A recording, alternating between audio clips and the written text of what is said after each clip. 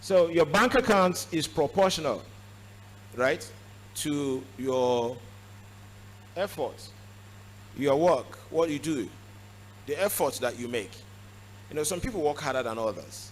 So if you work very hard, you earn a lot of money, then you can save it. You save after you've spent, done your disposable income, then you have savings.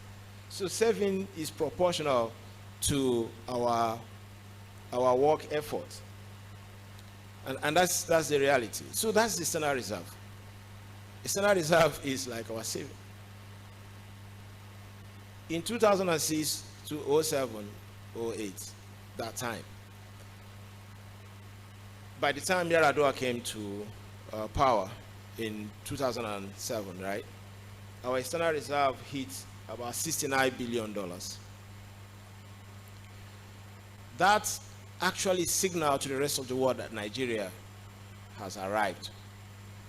Remember BRINC, that acronym, BRINC, means Brazil, Russia, Indonesia, Nigeria, China. Now, Nigeria is out, so it's back to BRIC.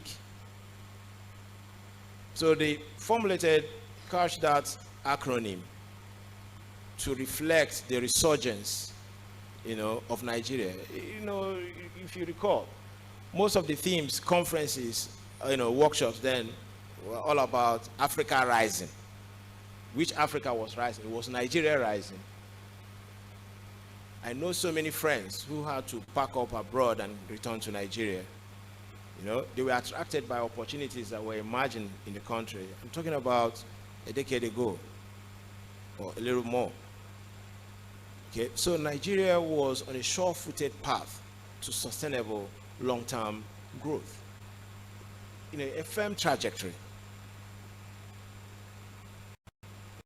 Now you will ask me then what happened. Jonathan happened.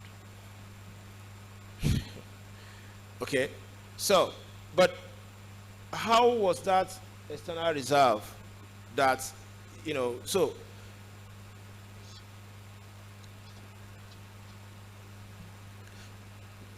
so the external reserve was built from prudential macroeconomic management. Okay, we had fiscal buffers, and then we had the budget benchmark, oil price. That's when it started. So anything, if oil price went above the stipulated budget benchmark, it was sterilized, kind of saved. So that's what really led to that creation in the external balance. Now, that firmed up the currency, and it wasn't because of anything any central bank governor did. Simply because we had huge, growing external balance. Our currency became stable, and we had a stable currency for a relatively almost a decade, right? Simply riding on the back of that strong external balance, $69 billion. Merrill Lynch, Goldman Sachs, Standard & Poor's, all those rating agencies took interest in Nigeria. And then they elevated us from junk status. We were rated BB+, BB positive. You know what that implied? It means that we had very strong, you know this, some people know this better than I do. We had very strong credit worthiness, so we could borrow. And don't forget, that was the time we renegotiated all our debts. We became debt-free. Nigeria was almost coasting home. Nearly. This thing I keep saying is that why do we have this incredible capacity to grab defeat from the jaws of victory? We say that somebody will grab victory from the jaws of defeat. Our own is the reverse. We were always working very hard to get defeat out of victory. That's the story of 2009 to 2014. our economy was on a sustainable long-term growth. Competing with the likes of China, we are better off than Indonesia. 10 years ago, just 10 years ago, Indonesia didn't have our statistics. Today, per capita income in Indonesia has risen to about $20,000. Per capita income in Nigeria is less than $1,000. Okay, so I'm not here to blame the management of external reserve. We don't have much. So look at the determinants of our economy. We're an externally driven economy. We keep saying that we are import-dependent economy. I don't like that word. Don't use it. We are externally driven economy. There is no economy in the world that is not import-dependent, by the way. So let me clear that. Some economies are even, in fact, if we were highly productive, okay, the bulk, the proportion of import, contribution of import to our GDP will be higher. Right now, in the whole of Africa, imports as a percentage of GDP in Nigeria is one of the lowest. I'm not saying that we should go and import everything. If we are highly productive and export oriented, okay, we will become like a hub, a production hub, manufacturing everything for the rest of the world. So, and if we are connected to the global value chain, so it simply means that we will have some value retention as value, passes through our system to other countries, as I will demonstrate also with another chart that you will see. So another driver of our economy is diaspora remittances. Diaspora remittances is huge.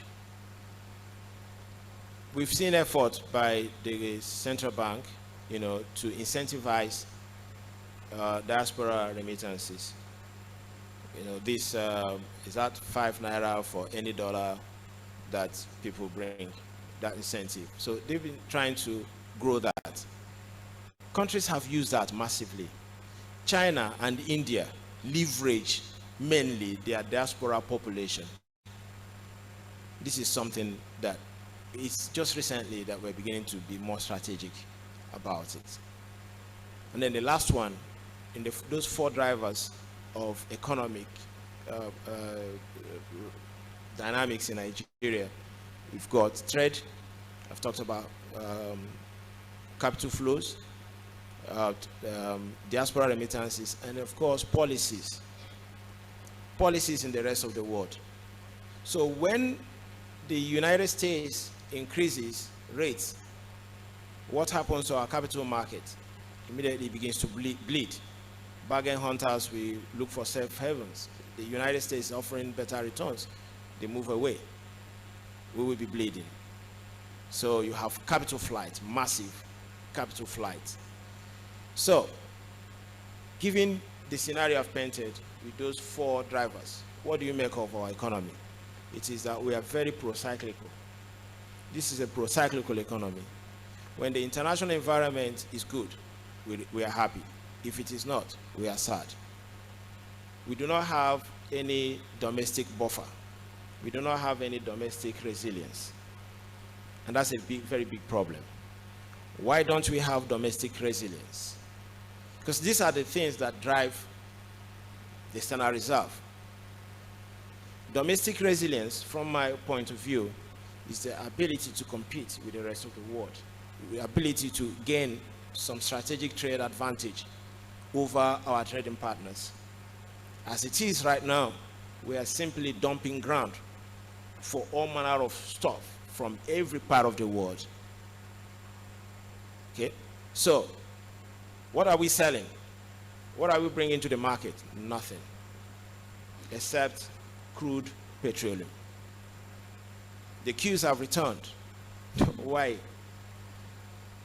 We do not have the capacity to process the petroleum, the crude oil that we export. So, rather than us being in the money, as finance people will say. We are actually out of the money. When oil price is hitting $120 per barrel, we are crying. Rather than our external reserve growing, as in the past, with high oil prices, we have, depletion of the external reserve. I don't want to talk about borrowing. I have no problem with borrowing. The problem I have is what you use the borrowed funds for. Okay?